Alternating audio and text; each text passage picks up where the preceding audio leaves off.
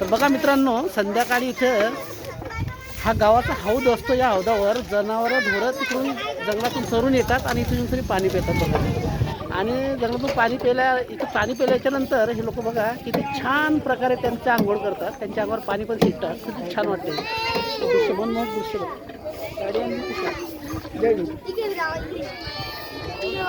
हा नाही, किती छान वातावरण वाटते ना गावाचं. आजही गावाची संस्कृती टिकून ठेवलेली आहे.